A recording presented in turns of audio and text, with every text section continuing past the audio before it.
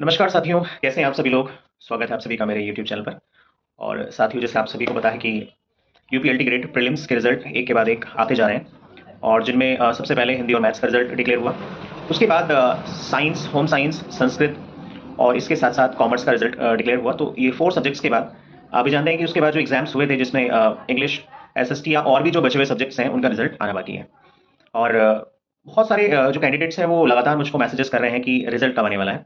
और cut off के बारे में भी वो मुझसे बार बार ये सवाल कर रहे हैं कि हमारा इतना स्कोर है, क्या हम सेफ है या नहीं है, हमें मेंस की प्रिपरेशन करनी चाहिए या नहीं चाहिए। ये बहुत सारे सवाल अभी तक मैं अपने चैनल पर अपने वीडियोस में देख चुका हूँ। तो आज इन्हीं सभी सवालों का हम एक एक करके जवाब देने वाले हैं। तो मैं चाहूँगा कि वीडियो को आप पूरा देखें, बिल्कुल स्किप ना करें। बहुत ही इन्फॉर्मेटिव इन्फॉर्मेशन मैं आपको देने वाला हूँ, तो प्लीज़ वीडियो को पूरा देखें, राइट। तो वीडियो शुरू करते हैं। तो सबसे पहले बात करते हैं हम हिंदी और मैथ्स के रिजल्ट की। तो यूपीएलटी ग्रेड के हिंदी और मैथ्स के रिजल्ट के बारे में आपने भी बहुत सुना होगा, जाना होगा, और ये भी आपको समझ में आया होगा कि इस बार जो रिजल्ट है, जो हम परसेप्शन लेकर चल रहे थे, जो हमारे एक आइडियाज़ थे, वो आइडियाज़ इसमें सारे के सारे चेंज हो गए। जैसे ही हिंदी का रिजल्ट आया, बहुत सारे ऐसे कैंडिडेट्स थे जो अच्छे स्कोर करके आए थे, ऐसा उन्होंने खुद बोला, लेकिन उनका मेंस में नहीं आया। मेंस के लिए वो क्वालिफाई नहीं हो पाए। तो ये गड़बड़ कैसे हुई, ये बहुत बड़ा सवाल है। आएंगे उस सवाल पर भी आगे। लेकिन एक चीज़ जो आज मैं डिस्कस करूंगा, चाहे वो हिंदी और मैथ्स के रिजल्ट की हो, अ, आगे साइंस की, होम साइंस की, कॉमर्स या फिर संस्कृत की। तो बहुत सारे कैंडिडेट्स ऐसा बोल रहे हैं कि हमने बहुत अच्छा स्कोर किया था, बहुत अच्छे मार्क्स हमारे आने वाले थे, उसमें उन्होंने स्कोर किया था, लेकिन उनका मेंस के लिए क्वालिफिकेशन नहीं हुआ। तो उसके दो कारण हो सकते हैं मेनली, जो मैं बताना चाहूंगा आपके सामने। पहला, ये कारण आप नोट कर लें। आपको ये पता होगा कि एलटी ग्रेड का जो फॉर्म हम फिल किया गया, उसके बाद लगभग 15 से 20 दिन बाद, या लगभग अराउंड 20-25 डेज के बाद, एक आयोग ने एक मैसेज भेजा था, जिस नोटिफिकेशन में बोला गया था कि आपको अपनी जो क्वालिफिकेशन है, क्वालिफिकेशन मतलब जिसको हम कहते हैं बीएड, ठीक है, बीएड आपने जो क्वालिफाई किया है, उसकी डिटेल्स स्टार्टिंग में नहीं मांगी गई थी, लेकिन उसको मांगने के लिए बाद में एक लिंक भेजा गया था। उस लिंक में आपको आगे की वो जो एक प्रोसेस होता है कि अपना बीएड की क्वालिफिकेशन आपको उसमें मेंशन करके दोबारा से उसको सबमिट करना होता था। तो ये चीजें बताई गई थी, और इसके लिए बहुत ही लिमिटेड टाइम सबको दिया गया था। ये इन्फॉर्मेशन मेरे हिसाब से बहुत सारे कैंडिडेट्स को, सभी को ऑलमोस्ट मिल गई होगी, लेकिन जहां तक अब मैं रिजल्ट को देखता हूं, और उसके बाद बहुत सारे लोगों की जो एक परेशानी है, एक क्वेरी है कि हमारे अच्छे स्कोर होने के बावजूद भी हम क्वालिफाई नहीं कर पाए। तो मुझे लगता है कि कहीं ना कहीं वो सारे कैंडिडेट्स अपना वो जो मिनिमम क्वालिफिकेशन का जो सिनेरियो था, ठीक है, समझ रहे हैं ना, बीएड क्वालिफिकेशन का, उसको वो कंप्लीट नहीं कर पाए, वो प्रोसेस को वो कंप्लीट नहीं कर पाए, या किसी तरीके से वो अच्छे सबमिट नहीं कर पाए।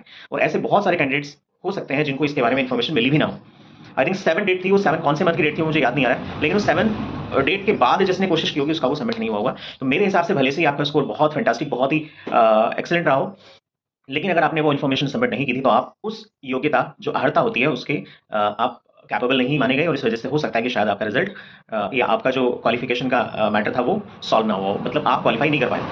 ये तो हुई पहली बात। दूसरी बात होती है कि बहुत सारे कैंडिडेट्स ऐसे हैं जो गलतियां कर देते हैं।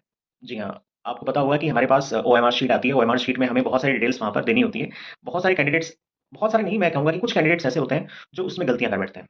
ठीक है, चाहे वो रोल नंबर फिल करने की बात करें, या फिर कोई और डिटेल्स फिल करने की बात करें, सब्जेक्ट को फिल करने की बात करें, तो ओएमआर शीट में वो जो डार्क करना होता है हमें सर्कल, वो गलती कर बैठते हैं।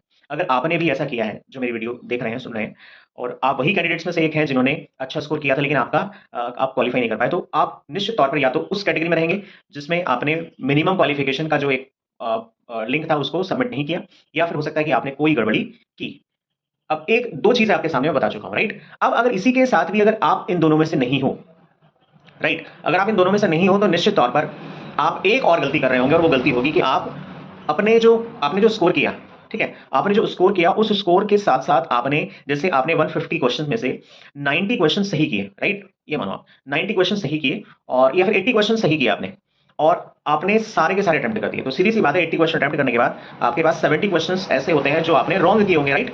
अगर आप ये सोच रहे हो कि 80 क्वेश्चन सही करने के बाद आपका स्कोर 80 सही हो गया, तो ऐसा नहीं है। आपको नेगेटिव मार्किंग के हिसाब से जो 70 क्वेश्चन है, 70 क्वेश्चन को अगर हम 3 से अगर हम डिवाइड करें, तो 23 पॉइंट समथिंग आ जाएगा। तो 23 आपको कट करने होंगे, किसमें से, 80 में से। तो सीधी सी बात है, जब 80 में से 23 कट करेंगे आप, तो आपका स्कोर 57 के आसपास रहेगा। और आप जानते हैं कि अगर आप 57 क्वेश्चन सॉल्व कर रहे हैं 150 में से, आपका स्कोर 150 में से 57 क्वेश्चन सही करने का है, तो ये स्कोर आइडियल नहीं माना जाता है, और इसके हिसाब से आप क्वालिफाई नहीं कर पाएंगे।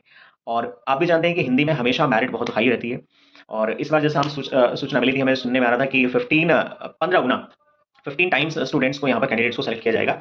तो अब ये देखकर चुनौती हमारे सामने आ रही है, जैसे कि मैथ्स और साइंस, बेसिकली साइंस में आपने देखा होगा कि साइंस में अराउंड 1400 के आसपास सीट्स हैं आई थिंक, अगर मैं सही हूँ तो, अगर गलत हो तो माफ कीजिएगा, लेकिन है 1000 से ऊपर की सीट्स, और वहां पर मेरे हिसाब से 400 के आसपास कैंडिडेट्स को सेलेक्ट किया गया है। तो ये तो 15 टाइम्स की तो बात छोड़िए आप, ये तो वैकेंसी का ही फोर्थ टाइम के जो स्टूडेंट्स हैं उनको सिलेक्ट किया गया है। तो यहाँ पर तो मुझे लग रहा है कि बहुत सारे कैंडिडेट्स जो हवा हवाई कर रहे थे कि हमारा स्कोर इतना है, हमने इतना किया है, वो सब हवा हवाई था। सिर्फ 300 समथिंग, मीन्स 350 के आसपास या 400 के आसपास कैंडिडेट सेलेक्ट हुए हैं साइंस के मेंस के लिए। तो मेरे हिसाब से तो उन्होंने ही जेन्युइनली स्कोर किया होगा। बाकी सब अपनी जो बातें कर रहे हैं, आई डोंट नो कि वो कितना सही है। लेकिन मैं यहाँ कहना चाहूँगा कि इंग्लिश का जो रिजल्ट आने वाला है, जो एक 2 दिन के या 3 दिन के भीतर आ जाएगा। मैंने पहले वीडियो में बोला है कि मंडे, ट्यूसडे मैं श्योर हूँ, वेडनेसडे हो सकता है कि जाए। तो उस हिसाब से मुझे लगता है कि वेडनेसडे को रिजल्ट आएगा इंग्लिश का, और साथ साथ एसएसटी का। एसएसटी में भी बहुत सारी प्रॉब्लम आ जाएंगी, क्योंकि एसएसटी में 4 सब्जेक्ट्स होते हैं, और कैंडिडेट्स ने कौन से सब्जेक्ट को, कॉलम को ब्लैक किया, डार्क किया, वहां अगर गलती होगी तो निश्चित तौर पर उनका रिजल्ट भी यहाँ पर क्वालिफिकेशन में नहीं आने वाला है।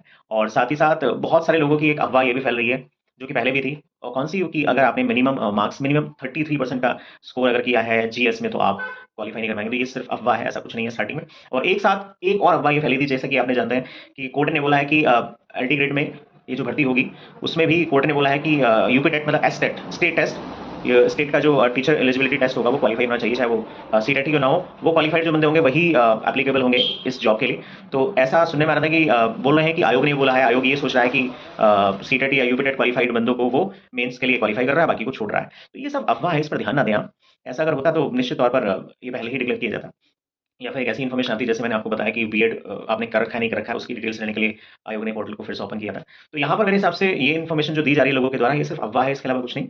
आपका रिजल्ट बहुत जल्दी आने वाला है। इंग्लिश में बिल्कुल ट्रांसपेरेंसी रहने वाली है। जितनों ने मेरे हिसाब से 75 प्लस ओबीसी की बात करें हम, और 80 प्लस जनरल की बात करें, 80 प्लस अगर आपका स्कोर है तो आप निश्चिंत रहिए। 80 प्लस स्कोर का मतलब है कि आपके 80 क्वेश्चन नेगेटिव मार्किंग को लेस करने के बाद होने चाहिए। अगर आपका 80 क्वेश्चन सही है नेगेटिव मार्किंग को हटाने के बाद, तो आप सेफ हैं। मेंस की प्रिपरेशन करते रहिए। बहुत लकी रहेंगे आप कि आप मेंस के लिए सेलेक्ट हो जाएं, क्योंकि जिस तरीके से प्रीवियस सब्जेक्ट्स के रिजल्ट आए हैं, तो एक बहुत डर का माहौल सभी लोगों के मन में है।